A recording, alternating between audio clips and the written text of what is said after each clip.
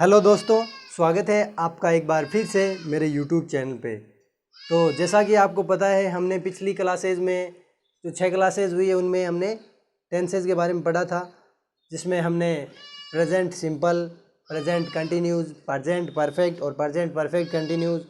फिर उसके बाद में हमने जो पास्ट सिंपल था, उसके बाद में हमने पास्ट कंटिन्यूस था, उनके बारे में 6 टेंस के बारे में पढ़ लिया था। आज जो हमारा 7वां टेंस है, कौन सा? 7th number. जो 7वां टेंस है उसका नाम है past perfect. Perfect perfect perfect यानी क्या है? जो अपने आप में पूर्ण हो, जो अपने आप में पूर्ण हो उसको परफेक्ट बोलते हैं। जो अपने आप में पूर्ण है, अरे यार सॉरी,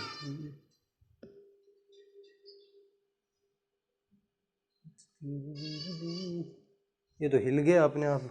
ये क्या हो गया? अरे भगवान, सॉरी सॉरी सॉरी।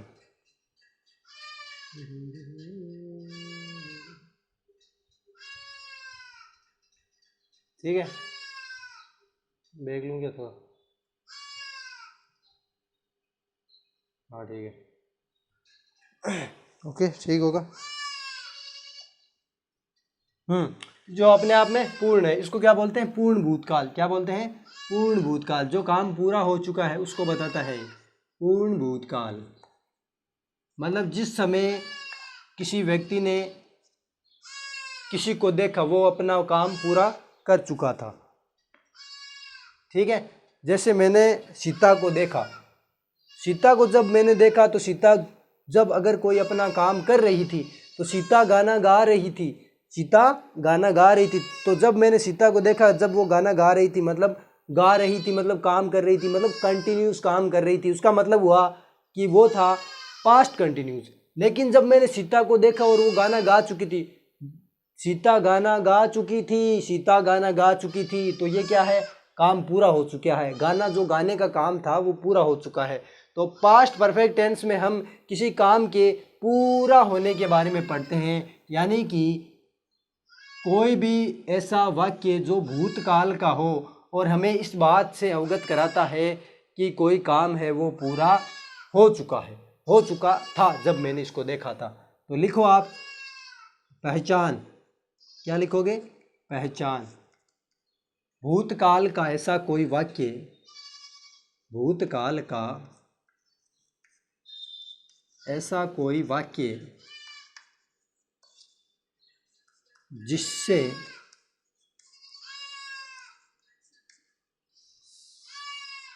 जिससे उस कार्य के पूरा होने का ज्ञान हो। मतलब किसी काम के पूरा होने का ज्ञान हो, उसे क्या कहा जाता है? भूतकाल का कोई वाक्य हो जिससे किसी काम के पूरा होने का ज्ञान हो, उसे पूर्ण भूतकाल बोला जाता है। जैसे मोहन पढ़ चुका था। वाक्य दे दिया आपको, मोहन पढ़ चुका था। और एक दे दिया, मोहन पढ़ पढ़ रहा था। तो इनमें काम पूरा कौन सा हो चुका है? इसमें पढ़ चुका था। मोहन पढ़ चुका था। जब मैंने मोहन को देखा तो वो मोहन क्या है? पढ़ चुका था। इसमें काम पूरा हो गया था, यानी ये परफेक्ट था अपने आप में। तो ये था पास्ट परफेक्ट। और मोहन पढ़ रहा था, ये मतलब काम कंटिन्यू चल रहा था। क्या था? कंटिन्यू चल रहा था। कंटिन्यू चल रहा था तो मतलब ये था पास्ट कंटिन्यूज। ठीक है, तो भूतकाल का ऐसा कोई वाक्य जिससे उसके पूरा होने का ज्ञान हो, कि वाक्य है वो पूरा, काम है कोई वो पूरा हो गया। काम के पूरा होने का जिस वाक्य से ज्ञान हो, वहाँ पे पास्ट परफेक्ट टेंस होता है। ठीक है, पास्ट परफेक्ट टेंस। ठीक है, आगे हम बात करें हिंदी में पहचान और क्या है हिंदी में भी। तो जिन क्रियाओं के साथ में ना शब्द हटके, जिन क्रियाओं के साथ में ना शब्द हटके, जैसे खाना, क्या है? खाना। तो ये ना शब्द हटके उसके साथ क्या जुड़े? चुका था। क्या जुड़े? चुका था, चुकी थी, चुके थे।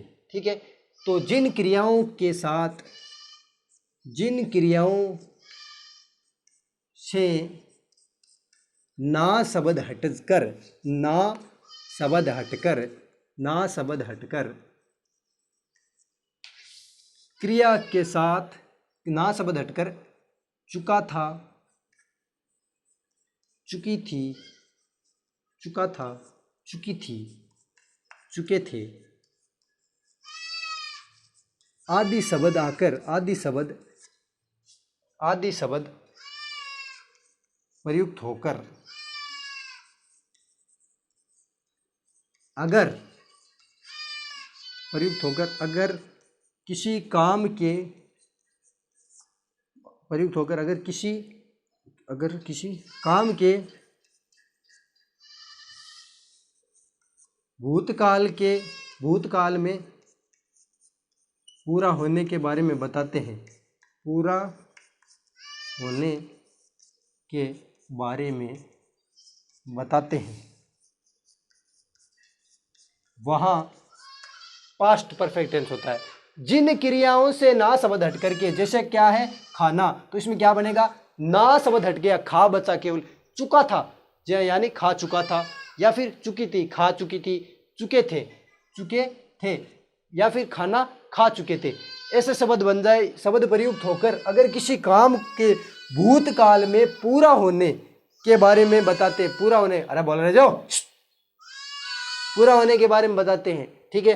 जैसे गीता गाना गा चुकी थी, गाना एक क्रिया थी जिसमें ना हटा और चुका था जुड़ा, गीता गाना गा चुकी थी। राम खाना खा चुका था, ठीक है, मतलब काम पूरा हो गया। दर्जी कपड़े सिल चुका था, ठीक है।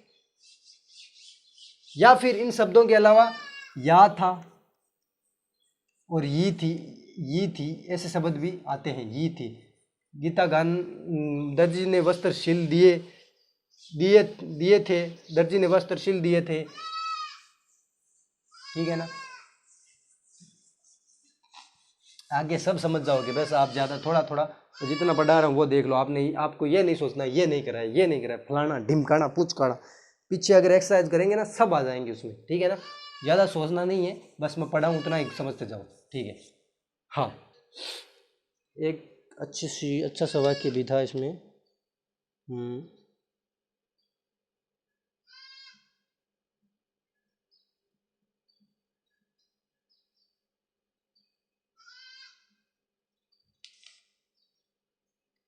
हाँ, अच्छी सी बात यह है कि अगर 2 नंबर रूल लिख लो, अगर कोई 2 वाक्य साथ में जुड़कर दिए हो, ये मोस्ट है भाई। अगर कोई 2 वाक्य साथ में जुड़कर दिए हो और अगर एक वाक्य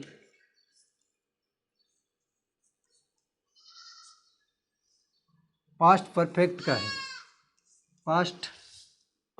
है, यानी कि उसमें हेड थर्ड है, परफेक्ट का हो, पास्ट परफेक्ट टेंस का है, तो दूसरा सिंपल पास्ट का होगा, SIMP, सिंपल पास्ट का होगा, मतलब वर्ब की सेकंड फॉर्म। यानी कि अगर एक तरफ वाक्य में हेड और वर्ब की थर्ड फॉर्म दी है तो दूसरी तरफ वर्ब की सेकंड फॉर्म आएगी। यानी कि अगर एक तरफ हेड है उसके साथ में वर्ब की थर्ड फॉर्म दी है तो दूसरी तरफ क्या आएगी, वर्ब की सेकंड फॉर्म। और एक तरफ अगर वर्ब की सेकंड फॉर्म है तो दूसरी तरफ आपको हेड थर्ड लिख देना है। खालिस्तान आएगी जिसमें एक तरफ हेड थर्ड है और दूसरी तरफ खालिस्तान दिया आएगा, उसमें आपको वर्ब की सेकंड फॉर्म प्रयोग में लेना है। या फिर इधर खालिस्तान दे देगा, उधर वर्ब की सेकंड फॉर्म दे देगा, तो यहाँ पे आपको हेड थर्ड लिखनी है, ठीक है।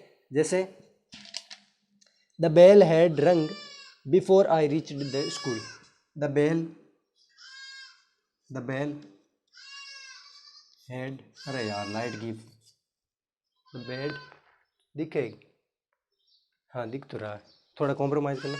The bell had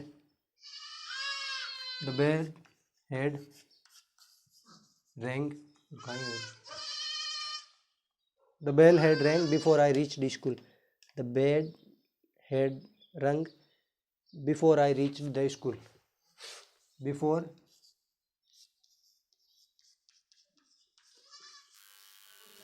I reached school, I reached, SCHOOL। हाँ, तो वाक्य है the bell had rung, had, sorry यार 2 बार लिख दिया, द बेल यानी कि घंटी बज चुकी थी, before I reached the school, I reach the school, the school. मतलब क्या है, एक तरफ आया हेड और एक आया वर्ब की third form, the bell had ring. ठीक है, अगर वाक्य में कहीं पे भी, मैंने ये नहीं लिखा है, अगर वाक्य में कहीं पे भी ऐसा लिखना, अगर वाक्य में बिफोर दिया हो, अगर वाक्य में बिफोर दिया हो और दूसरी तरफ हेड के साथ वर्ब की थर्ड फॉर्म हो, तो दूसरी तरफ वर्ब की सेकंड फॉर्म आएगी। अगर आपको कोई वाक्य दिया मिल जाए जिसमें बिफोर शब्द आया हो और बिफोर के एक तरफ अगर हेड और वर्ब की थर्ड फॉर्म है, तो दूसरी तरफ वर्ब की सेकंड फॉर्म आएगी। या फिर यूं कहें कि अगर वाक्य में बिफोर दिया हो और एक तरफ वर्ब की सेकंड फॉर्म है, तो दूसरी तरफ हेड के साथ वर्ब की थर्ड फॉर्म आएगी। ठीक है ना, वर्ब की सेकंड फॉर्म मतलब पास्ट सिंपल और हेड थर्ड मतलब पास्ट परफेक्ट। ठीक है, तो मेरे स्कूल पहुंचने से पहले ही क्या है, घंटी बज चुकी थी। ठीक है ना, तो इसमें क्या है, एक तरफ बिफोर आया है, बिफोर के एक तरफ वर्ब की सेकंड फॉर्म है, तो दूसरी तरफ हेड थर्ड, यानी बिफोर के एक तरफ हेड थर्ड तो दूसरी तरफ वर्ब की सेकंड फॉर्म आनी तय है। ठीक है, टेंस तो कराऊंगा, दिख रहा है या नहीं दिख रहा है, दिख रहा है, ठीक है, ठीक दिख रहा है, काम चला लेना, ठीक है ना, धीरे धीरे सेट हो जाएगा सारा सारा। लाइट लगवाएंगे अब थोड़े दिनों में, सामने लाइट लगाएंगे, उसका फोकस पड़ेगा ना, तो रात में भी दिखेगा, रात में भी क्लासें बनाएंगे। ठीक है ना, हाँ, तो जैसे एक वाक्य बना देता हूँ,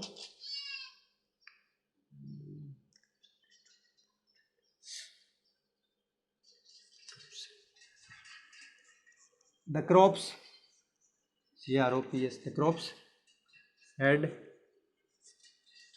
DSTROYED, the crop destroyed before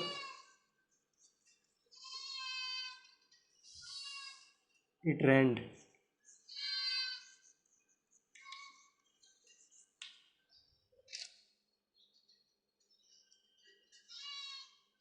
हाँ, तो द क्रॉप्स यानी जो फसल है, हेड डिस्ट्रॉयड, डिस्ट्रॉयड वर्ब की थर्ड फॉर्म आई है और ये आया हेड, हेल्पिंग वर्ब हेड, और एक तरफ देखो बिफोर आया है ना, बिफोर के एक तरफ हेड और वर्ब की थर्ड फॉर्म आई है, तो दूसरी तरफ क्या है, जो वर्ब की सेकंड फॉर्म है वो आनी तय है। क्या है, वर्ब की सेकंड फॉर्म, बिफोर के एक तरफ सेकंड फॉर्म है तो दूसरी तरफ हेड डिस्ट्रॉय आएगा। अगर यहाँ खालिस्तान आ जाता ना ये, तो आपको खालिस्तान में इज डिस्ट्रॉय नाम आ जाता, इज डिस्ट्रॉइंग आ जाता और डिस्ट्रॉयड आ जाता और हेड डिस्ट्रॉयड आ जाता, उसमें हेड डिस्ट्रॉयड लिखना था। क्यों, बिफोर के एक तरफ सेकंड फॉर्म है, रेन होता है, रेंड लिखा है, इट रेंड, मतलब वर्षा होने से पहले ही फसल नष्ट हो चुकी थी, डिस्ट्रॉय यानी नष्ट होना, बिफोर के एक तरफ सेकंड फॉर्म है और एक तरफ हेड थर्ड आएगा। और क्या है, व्हेन शी रीच देयर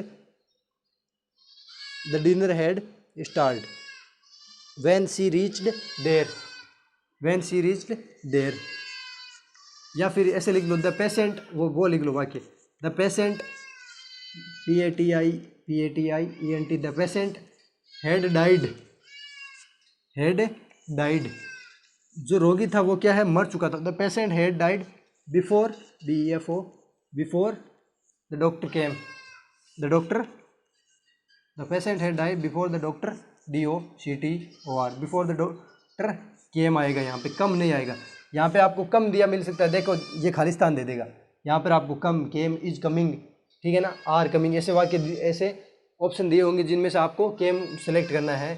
अगर बिफोर वाक्य में दिया हो, उधर बहुत इंपॉर्टेंट रूल है ये कि अगर वाक्य में बिफोर दिया हो और एक तरफ हेड के साथ वर्ब की थर्ड फॉर्म है, डाई होता है, डाई यानी मरना, और डाइड दिया है third form, head helping verb head है उसके साथ थर्ड फॉर्म है, तो दूसरी तरफ वर्ब की सेकंड फॉर्म आनी तय है। मतलब एक तरफ अगर पास्ट परफेक्ट है तो दूसरी तरफ क्या आएगा, पास्ट जो सिंपल टेंस है वर्ब की सेकंड फॉर्म आएगी। ठीक है ना, ओके, दिखे हीरा, हाँ दिखे, दिख रहा है, दिख रहा है, दिख रहा है, दिख रहा है, दिख रहा है, दिख रहा है, दिख रहा है, दिख रहा, तू ही वाहिगुरु तू यीशु मसीह, हरि नाम में तू समारोह, आदमी है नहीं, आदमी इंसान, इंसान ने खुश रहने को कई तरीको है पतो है था से बेस्ट तरीको लाइफ टाइम काम आगे चौका चौका भजन सुनिया करो पुराना जगह लोग हैं बांग करने बैठा करो पहले का लोग हैं वृद्ध बांगना बातें मस्त मिले सुनने और कहीं मोबाइल में दूरी बनाए रखो फालतू की रीला कहीं देखनी कोई नहीं ठीक है ना लपड़ाऊँ दूर हो जगह पुराना भजन है कबीर साहिब गार कबीर दास जी गार ये भजन सुनो इनको मज़ा आएगा इतना माइंड शांत रहेगा ठीक है ना। बड़ा हुआ तो क्या हुआ जैसे पेड़ खजूर पंथी को छाया नहीं फल लागे अति दूर कबीरा ठीक है ना। साईं इतना दीजिए जामे कुटुंब समार हम भी भूखा न रहे और अतिथि न भूखो जाए है ना ठीक है ना। मस्त मस्त है ना भजन सुना करो जैसे अनिल नागौरी के हैं लिख दो मारे रोम रोम में राम राम भाई उमापति लिख दो जय सिया राम जी समझ गया ना। मस्त रहेगा माइंड एकदम शांत रहेगा हकीकत बात है रील गाने इन्हें सुनने से दिमाग की दही होनी है तय है गारंटी है मेरी ठीक है। तो आगे कोई स्पेशल रूल है तो देख लेता हूँ मुझे लग तो नहीं रहा है हाँ कोई नहीं है ठीक है। अब मैं बता देता हूँ कि पास्ट परफेक्ट टेंस में वाक्य बनाने के तरीके जिसमें सकारात्मक का लिखो सकारात्मक यानी एफर्मेटिव AFFIRMATI एफर्मेटिव। सबसे पहले लिखो सब्जेक्ट क्या लिखो सब्जेक्ट उसके बाद में हेड उसके बाद में वर्ब की थर्ड फॉर्म उसके बाद में ऑब्जेक्ट और इसमें नेगेटिव में क्या लिखोगे वही सब्जेक्ट और वही हेड और नेगेटिव में बस जो थर्ड पोजीशन है उस पर नोट आ जाता है और बाद में वही वर्ब की थर्ड फॉर्म और वही ऑब्जेक्ट। मौसम ख़राब है भाई यहाँ से घर के अंदर ही रहना ठीक है। और जो प्रश्नवाचक है इंटेरोगेटिव उसमें क्या आएगा सबसे पहले हेल्पिंग वर्ब हेड आगे आ जाएगी head plus subject plus verb की थर्ड फॉर्म प्लस ऑब्जेक्ट या है question mark head plus subject plus verb की थर्ड फॉर्म ऑब्जेक्ट है ना सही है ना हेड सब्जेक्ट वर्ब की थर्ड फॉर्म ऑब्जेक्ट हाँ। फिर इसमें क्या है ये तो यस या नो टाइप है। अब WH वर्ड टाइप आई उसमें क्या है सबसे पहले WH वर्ड आ जाएगा WH वर्ड और उसके बाद में पूरा का पूरा जो इंटेरोगेटिव है ना पूरा का पूरा इंटेरोगेटिव आ जाएगा। ये देखो हेड यहाँ पे हेड सब्जेक्ट वर्ब की थर्ड फॉर्म ऑब्जेक्ट पूरा का पूरा ऐसे आ जाएगा और फिर आएगा इंटेरोगेटिव नेगेटिव क्या आएगा इंटेरोगेटिव नेगेटिव ठीक है। उसमें क्या आ जाएगा वही पहले हेल्पिंग वर्ब आएगी हेड प्लस सब्जेक्ट अरे बोल लो रे जा भाई प्लस नोट प्लस वर्ब की थर्ड फॉर्म प्लस ऑब्जेक्ट और वही क्वेश्चन मार्क। अब इंटेरोगेटिव नेगेटिव में WH वाला आ जाए देखो मम्मी के लिए कैसे कर रहे हैं इसकी मम्मी खेत गई हुई है ठीक है ना। फिर उसमें क्या आ जाएगा सबसे पहले आ रहा है WH वर्ड प्लस पूरा का पूरा ये इंटेरोगेटिव नेगेटिव है WH word plus head plus आपको क्या है ना थोड़ा टाइम है ना मस्त रहने के लिए जो ये पशु है ना इनके साथ बिताना चाहिए हकीकत में बड़ा मजा आता है लाड करने में इनके। WH वर्ड प्लस हेड फिर आवाज में सब्जेक्ट फिर वही नोट प्लस वर्ब की third form note plus verb की थर्ड फॉर्म प्लस ऑब्जेक्ट और ये क्वेश्चन मार्क ये सेम टू सेम ऐसा ही आ जाएगा ठीक है ना। देख लेना आप पिछले वाले थे ना उनके अनुसार ये WH वर्ड पहले आ जाएगा और पूरा का पूरा प्रश्नवाचक WH वर्ड पहले आ गया पूरा का पूरा इंटेरोगेटिव नेगेटिव है ठीक है ना ठीक है। अरे कहाँ गया वो दिख रहा है क्या वो बड़ी बात है हाँ दिख तो रहा है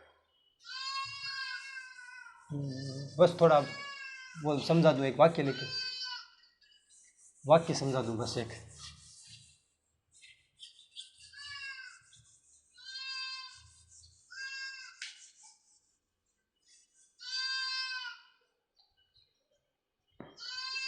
हाँ वाक्य जैसे कुछ भी ले सकते हैं गीता गाना गा चुकी थी इसके अनुसार अलग ले लेते हैं थोड़ा जैसे दर्जी ने वस्त्र सिल दिए